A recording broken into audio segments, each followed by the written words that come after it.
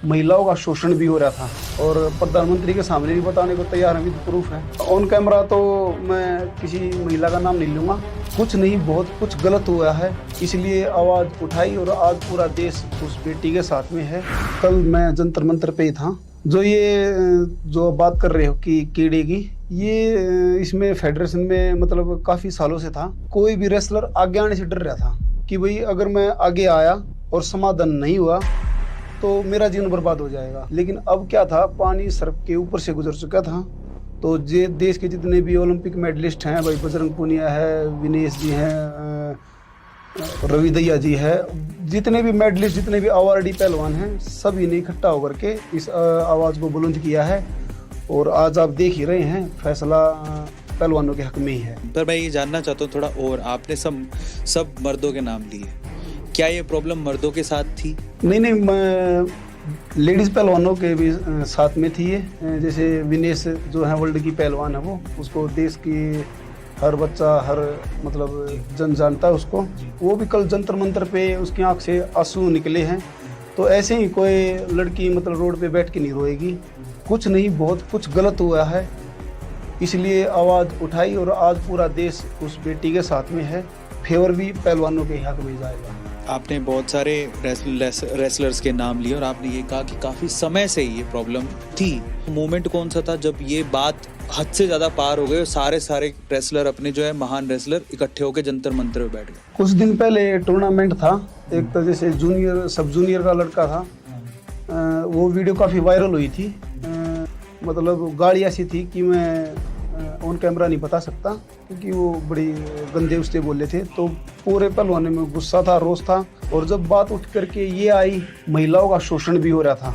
ये पहली रिपोर्ट किसने दी कि हमारे साथ ये हो रहा है? ये देखो, ऑन कैमरा तो मैं किसी महिला का नाम नहीं लूँगा। और जो विनेश जी ने कल बताया कि भाई अगर मामला कोर्ट तक गया तो वहाँ पर वो लड़की आएंगी, और प्रधानमंत्री के सामने भी बताने को तैयार है, विद प्रूफ है। शोषण था 100%, इसमें कोई झूठ नहीं है। फेडरेशन में काफ़ी धांधलेबाजी और गंदगी थी, क्योंकि फेडरेशन के जो अध्यक्ष हैं ये अपनी दादागिरी चला रहे थे। इसीलिए मतलब पहलवानों को एकजुट होकर के जंतर मंतर पे आना पड़ा। देखो, जो सिलेक्शन होता है वो मंत्री जी के हाथ में तो है नहीं।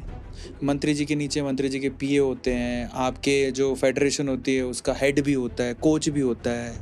तो मैं ये जानना चाहता हूँ कि जो कीड़ा है, जो आप बोल रहे थे कि मंत्री जी, हो सकता है आप जो कह रहे हैं आपके शब्द के हिसाब से कि मंत्री जी दादागिरी दिखा रहे थे, वो किसी को टिकने नहीं दे रहे थे, लेकिन जो कास्टिंग काउच का कीड़ा है, फ़ायदा उठाने वाला, वो नीचे से ऊपर तक था कि सिर्फ ऊपर तक था, वो थोड़ा समझो। अकेला मंत्री नहीं, जो उसके इर्द गिर्द जो भी कोचेज वगैरह हैं, सब तो एक जैसे नहीं होती, पांचों उंगली एक जैसी नहीं होती। लेकिन इस में ज़्यादा ही मतलब गंदगी घुस चुकी थी। जो कुछ कोच भी हैं वो भी इसका फ़ायदा उठा रहे थे। लेडीज़ रेसलरों का भी फ़ायदा उठा रहे थे। वो मनमानी करते थे अपनी, कहीं ना कहीं। मतलब एक ये होता है ना कि भाई बंदे इस संस्था में, मतलब ऐसे बंदे होने चाहिए कि जिनको जुनून हो कि हमारे देश की पहलवानी को और ऊपर उठा जाए। लेकिन कहीं ना कहीं अब फेडरेशन में बहुत ही धांधलेबाजी और गंदगी थी, तो अब ज़रूरत थी इसको उखाड़ फेंकने की। अब आप लोग क्या चाहते हो फाइनली हम ये चाहते हैं कि ये जो फेडरेशन है, इसको पूरा का पूरा, इसको मतलब पूरा स्टाफ चेंज होना चाहिए।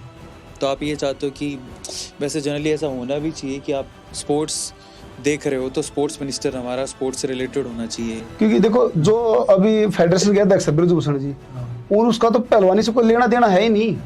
उसमें तो उसको तो पहलवानी का पै भी नहीं पता।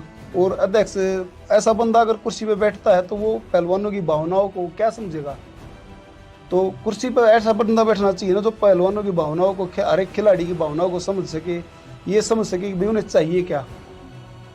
तो इस चीज़ की कमी थी, और इसके विपरीत वो मतलब कहीं ना कहीं अपने स्वार्थ के लिए जी रहे थे। तो ये पहलवानी के लिए मतलब अच्छी बात नहीं थी कुछ चीज़। ऑब्वियसली पहलवानी जी, मैं तो कहता हूँ खेल के लिए भी अच्छी बात नहीं है।